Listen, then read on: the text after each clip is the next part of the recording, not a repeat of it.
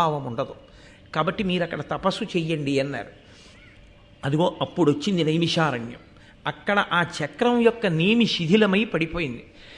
ఆ రోజుల్లో మహర్షులు అక్కడ తపస్సు కూర్చుంటే మహాత్ములైన వారు తపోనిష్టాగరిష్ఠులు అక్కడ కూర్చున్నారని 88,000 మంది ఋషులు చేరారట నైమిషారణ్యంలో ప్రారంభంలో.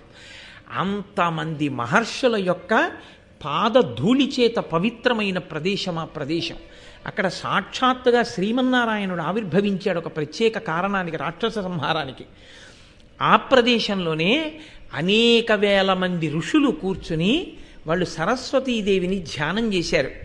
ఆ ధ్యానం చేసినప్పుడు ఆవిడ సంతోషించి కాంచనాక్షి అన్న పేరుతో ప్రత్యేకంగా ప్రవహించింది నైమిషారణ్యంలో. అందుకే ఇప్పటికీ అక్కడ ఉన్నటువంటి గోమతీ నది యందు ధర్మచక్రం తిరిగింది అని చెప్తారు. ధర్మచక్రం తిరగడము అన్న మాటకు అర్థం ఏమిటో నేను నిన్ననే మీతో మనవి చేశాను. అది కదులుతుంది. ధర్మము ఒకలా ఉండేది కాదు, ధర్మము అస్తమానం మారిపోతుంది. నేను ఇప్పుడు ఈ వేదిక మీద కూర్చుంటే నాదొక ధర్మం, వేదిక దిగిపోతే నాదొక ధర్మం.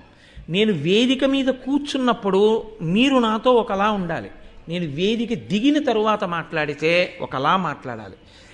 నేను నా భార్య దగ్గర నిలబడితే నాది భర్తృధర్మం, నేను నా అక్క దగ్గర నిలబడితే నాది సోదర ధర్మం, నేను నా కూతురు దగ్గర నిలబడితే నాది పితృధర్మం, నా తండ్రి దగ్గర నిలబడితే పుత్రధర్మం, నేను నా కార్యాలయానికి వెడితే ఉద్యోగి ధర్మం, ఏకాదశి నాడు ఉపవాసం ధర్మం, ద్వాదశి నాడు తొందరగా పారణ ధర్మం. ఎక్కడి ధర్మం అక్కడే. ధర్మం ఒక్కలా ఉండదు. ధర్మం ఆశ్రమాన్ని బట్టి మారిపోతుంది, ఆ రోజు తిథిని బట్టి మారిపోతుంది, మీరున్న పరిస్థితిని బట్టి మారిపోతుంది.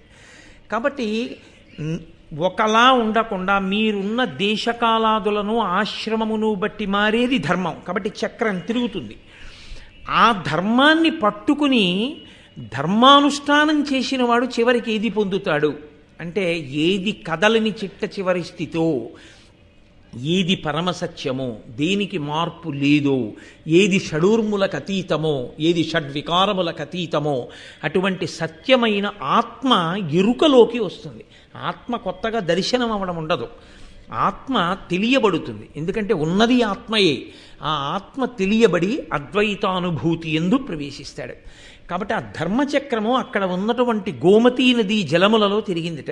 అందుకే నైమిషారణ్యానికి వెళ్ళి ఆ గోమతీ జలాలలో స్నానం చేసి అక్కడ పురాణ ప్రవచనాన్ని వింటారు. కారణం ఏమంటే ఆ నైమిషారణ్యానికి ఉన్నటువంటి శక్తి అటువంటిది. అక్కడ ఎందరో మహర్షులు కూర్చుని తపస్సులు